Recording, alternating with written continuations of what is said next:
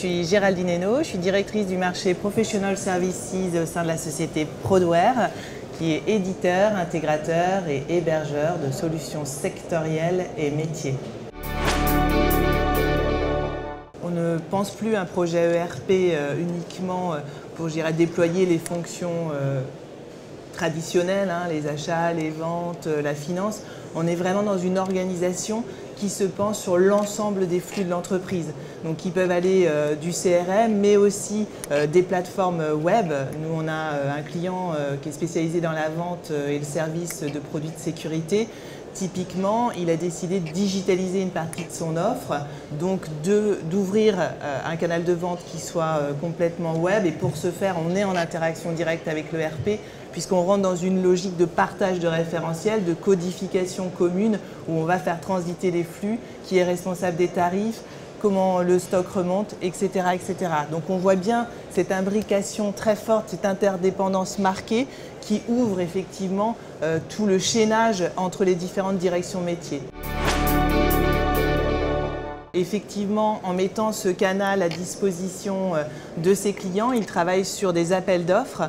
Donc on a dématérialisé les réponses aux appels d'offres. Donc obligatoirement intervention du service juridique, du service marketing bien évidemment, et puis derrière cette activité étant spécialisée également dans le service après-vente, on a la direction technique qui est intervenue pour notamment organiser toute la mobilité des techniciens, gérer le planning et l'optimiser.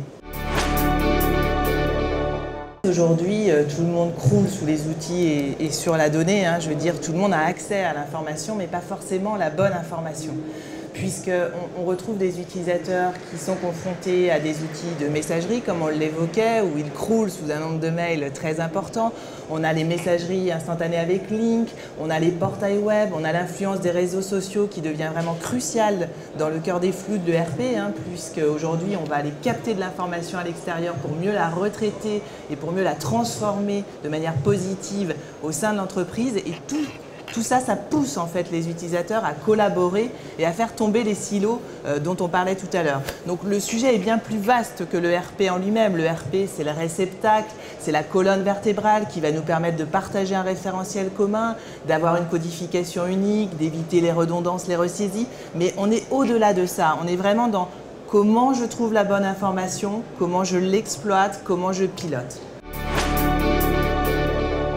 Peu importe en fait les applications qu'on utilise, ce qu'il faut, c'est qu'il puisse effectuer son travail dans les conditions d'usage dont il a besoin, c'est-à-dire qu'il soit chez lui, qu'il soit sur la route, qu'il soit dans un train.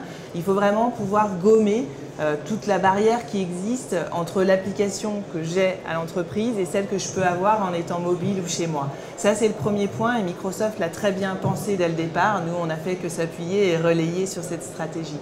Ça a aussi été très important dans le sens où aujourd'hui on a des plateformes collaboratives qui sont mises à disposition par Microsoft, on a des plateformes de messagerie, on a des plateformes web et tout ça, l'objectif, c'est vraiment l'interopérabilité entre les applications. La mise en place de RP continuera à se transformer. On a quand même une mutation qui est vraiment liée pour moi aux aspects de mobilité dans l'entreprise qui sont très marqués et très forts, à l'exploitation de la donnée qui elle, profite de manière exponentielle, comme je le disais tout à l'heure. Donc on a du mal à rationaliser cette exploitation de la donnée, donc il y aura également un impact là-dessus. Et puis l'ouverture vers l'extérieur, on ne l'a pas redit, mais vous l'avez très justement souligné. Aujourd'hui, on interagit de plus en plus avec l'extérieur, avec nos partenaires, avec nos clients, avec nos fournisseurs. Et tout ça impacte forcément les flux et donc impacte le RP. Donc c'est plus une vision de transformation et de mutation qu'une rupture réelle qui va s'effectuer, je pense, dans les années à venir.